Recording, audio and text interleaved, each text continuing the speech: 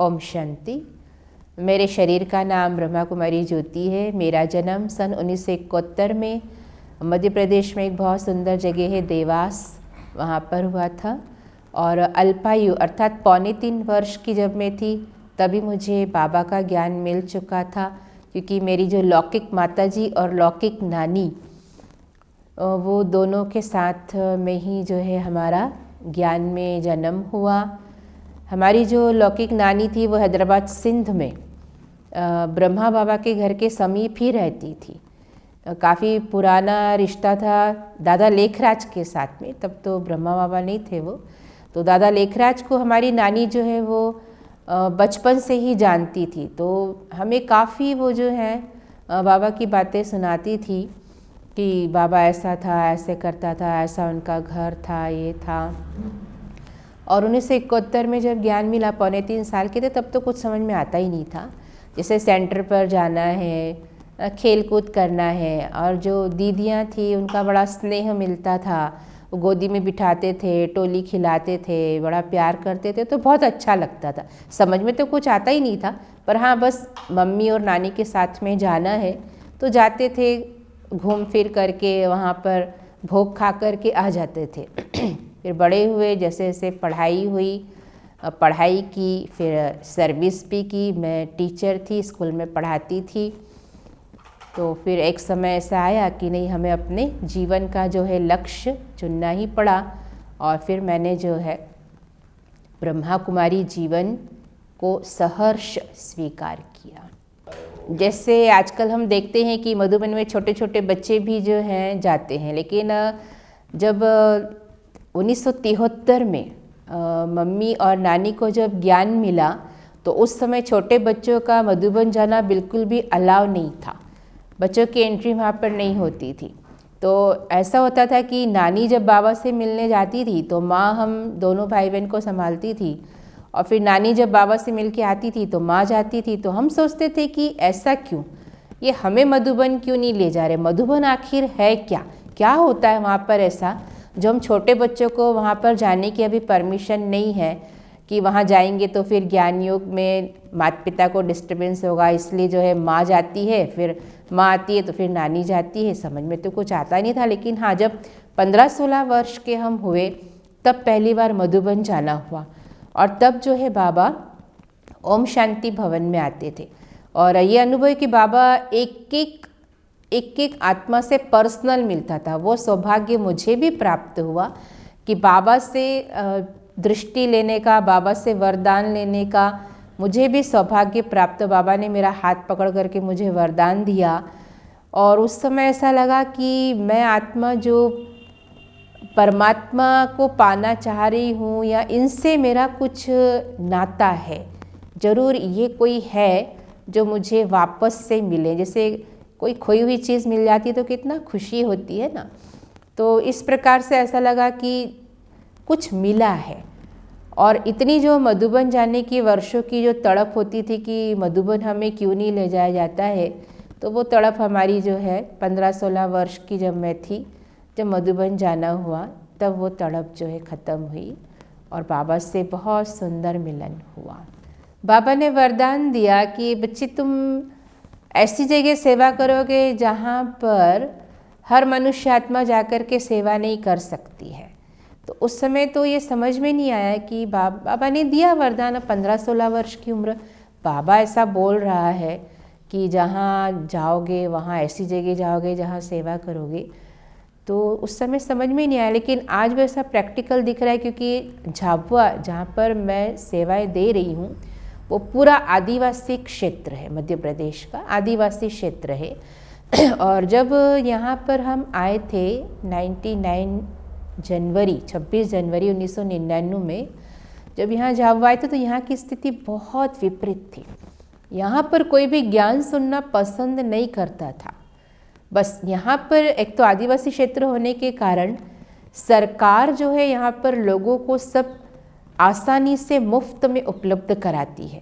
तो लोगों के मन में यही आशा रहती है कि कोई यदि हमारे यहाँ आया है तो वो ज़रूर हमको कुछ देने के लिए आया है। तो जब हम सेवाएं करने जाते थे तो लोग हमसे यही कहते थे, आप हमारे लिए क्या लेकर आए हो, गाड़ी में क्या रखा है, आप हमको क्या दोगे। कुछ अनाज देने आए हो, कुछ वस्त्र देने आए हो, कुछ धन देने आए हो, कुछ दवाइयाँ ऐसा कुछ लेकर आए हो क्या?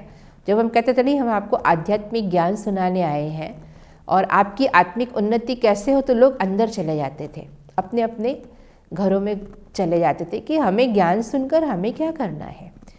तो कहें कि झाबुआ बहुत धरनी, यहाँ की जो बहुत काठी धरनी है, यहाँ पर सेवाएं करना 98-99 में बहुत कठिन था। यहाँ पर 6 टीचर्स बहनें थी और जिज्ञासु मात्र उस समय जब मैं आई थी 99 में, तो यहाँ पर 6 टीचर्स बहनें थी और जिज्ञासु मात्र 1 होता था। संयोगवश 1 साल बाद वो भाई का भी ट्रांसफ़र हो गया, वो डॉक्टर थे। अब सिर्फ 6 बहनें थी और सुनने वाला यहाँ पर कोई भी नहीं। फिर हम लोग दिन में जो है गांव जाते थे और ये पहले 99, 2000 ये स्थिति है कि 6 बजे हमको वापस आकर के सेंटर के अंदर होना है, क्योंकि आदिवासी क्षेत्र होने के कारण यहाँ पर मनुष्य आत्मा बहुत व्यसन अर्थात शराब में बहुत अपने जीवन को खराब कर रही है। तो शाम को 6 बजे बाद ये स्थिति होती थी कि कोई व्यक्ति बात करने लायक नहीं होता था और ज्ञान सुनना तो बहुत दूर की बात है। तो 6 बजे हमको वापस लौट करके आना होता था। अब जब यहाँ पर आए और यहाँ की सेवाएं इतनी कठिन थी, तो कभी कभी ऐसा लगता था कि कहाँ यहाँ जंगल में आकर के बैठ गए हैं। यहाँ पर तो कोई ज्ञान सुनना पसंद ही नहीं करता है।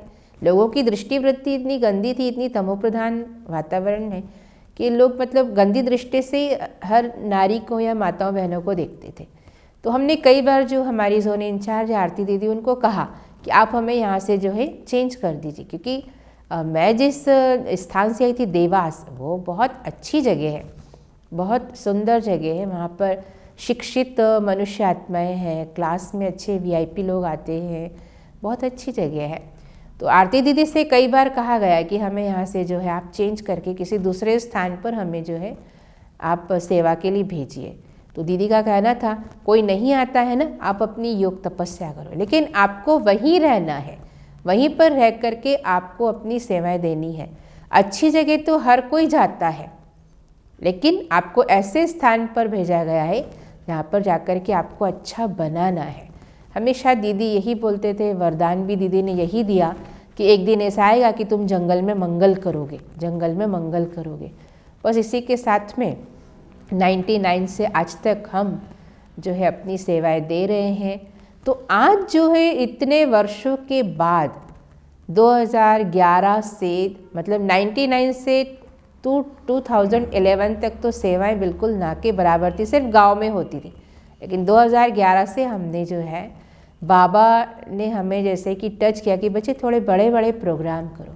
फिर हमने भागवत कथा का यहाँ आयोजन किया, फिर अलविदा डायबिटीज़ शिविर का आयोजन किया, वाह ज़िंदगी वाह, जैसे स्वामीनाथन भाई जी, गिरीश भाई जी, ऐसे कई महान आत्माओं को यहाँ पर बुला करके धीरे धीरे जो है हमने झाबुआ की आत्माओं को जगाना शुरू किया। और उसका रिज़ल्ट आज हमें बहुत सुंदर दिखाई दे रहा है कि आज यहाँ पर क्लास भी भरपूर है और बाबा की दुआओं से बाबा का घर भी बहुत सुंदर बन चुका है और यहाँ का जो अधिकारी वर्ग है वो बहुत सपोर्ट करता है। और झाबुआ में अधिकतर जो है वो जैन समाज की आत्माएं ज़्यादा हैं। तो जैन समाज प्रोग्राम में तो आते हैं, लेकिन क्लास में जुड़ना बहुत कठिन होता है। तो जब भी प्रोग्राम होता है आएंगे, बैठेंगे, संबंध संपर्क बहुत अच्छा है और समय प्रति समय सभी आते हैं, सहयोग भी करते हैं। बाप दादा की दुआओं से बहुत अच्छा कार्य चल रहा है। और मधुबन से जब भी महारथियों का इंदौर जाना होता है तो झाबुआ को क्रॉस करना ही होता है। तो हमारे यहाँ हम बहुत खुशनसीब आत्माएं हैं कि महारथी आत्माएं यहाँ आती हैं और अपने चरण कमल यहाँ पर घुमाकर जाती हैं और हमें दुआएं मिलती हैं और उन दुआओं से क्लास बढ़ती जा रही है, सेवाएं बढ़ती जा रही हैं। मुझे बाबा की धारणा में सबसे पहले खान पान की शुद्धता बहुत पसंद आई थी कि बच्चे आपको जो है सात्विक, पौष्टिक और शुद्ध अन्न ही स्वीकार करना है।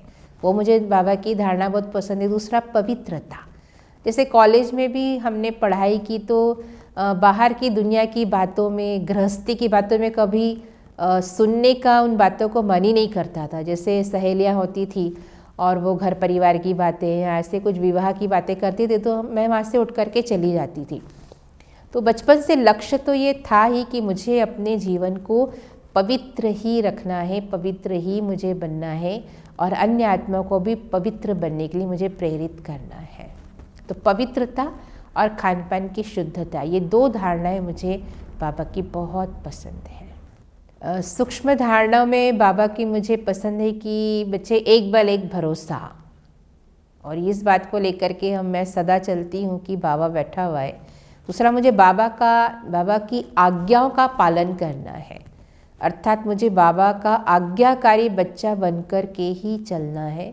कभी अपनी मनमत में या परमत में मुझे जाकर के किसी की सुनना नहीं, मुझे बस एक बाबा का ही सुनना है, और वो मुझे मिलता है मुरली से।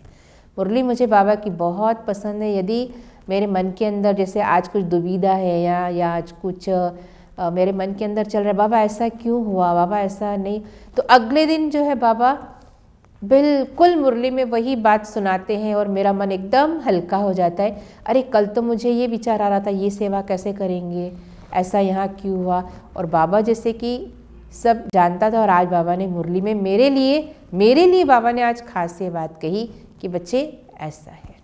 वर्तमान समय की परिस्थितियों को देखते हुए जैसे अब ऐसा लगता है कि मुझे जो है सारी बातों से मन और बुद्धि को हटा कर के स्वयं के पुरुषार्थ पर मुझे विशेष अटेंशन देना पड़ेगा, क्योंकि कभी कभी मैं अलबेली भी हो जाती हूँ कि आज नहीं कल कर लेंगे, आज मैंने इतनी देर योग किया, आज ही तो किया है, कल ज़्यादा देर करूँगी। लेकिन विश्व की परिस्थितियाँ देखते हुए अब मुझे अंदर से ही प्रेरणा आ रही है कि नहीं, अब ज़्यादा समय नहीं है और मुझे जो है स्व पुरुषार्थ पर विशेष ध्यान देना है। इसके लिए मैंने चिंतन भी किया है और मैं उसमें अपने आप को मैंने शुरू भी कर दिया है कि अब मुझे मतलब इतनी देर योग करना है तो करना ही है, चाहे कुछ भी हो, कोई सी भी सेवा आ जाए, फ़ोन आ जाए, वो मुझे अटेंड करना नहीं है और मुझे विशेष अपने पुरुषार्थ पर ध्यान देना है। विशेष योग पर मेरा अटेंशन रहता है क्योंकि मन अभी भी कभी कभी व्यर्थ में या परचिंतन में चला जाता है। तो विशेष मुझे ये पुरुषार्थ कर रही हूँ मैं कि अब व्यर्थ में मैं ना जाऊँ और मैं समर्थ सकारात्मक चिंतन पॉजिटिव के द्वारा जो है अपना अच्छा पुरुषार्थ करती चलूँ। पर चिंतन से मुक्त होने के लिए बाबा की मुरली से कम 10 पॉइंट निकालती हूँ और उस 10 पॉइंट का ही जो है मैं योग में बैठ कर के उसका ही चिंतन मंथन करने का प्रयत्न करती हूँ। मैं सभी ब्राह्मण आत्माओं के लिए यही कहना चाहूँगी कि अब हमें जो है घर जाना है, अब घर चलना है। बाबा हम सभी आत्माओं का इंतज़ार वतन में कर रहे हैं। अब तो हमारी दादियाँ भी एडवांस पार्टी भी बहुत बड़ी हो चुकी है, हमारी दादियाँ भी एडवांस पार्टी में शामिल हो गई हैं और कोई सी भी घड़ी अंतिम घड़ी हो सकती हम देख रहे हैं। तो इसीलिए मैं ब्राह्मण परिवार से यही कहना चाहूँगी कि अब हमें जो है समय का इशारा समझते हुए संपूर्ण निश्चय से बाबा की ओर ध्यान देते हुए, अपने ज्ञान योग पर ध्यान देते हुए अब आगे हमें चलते हुए बाप के साथ घर जाना है।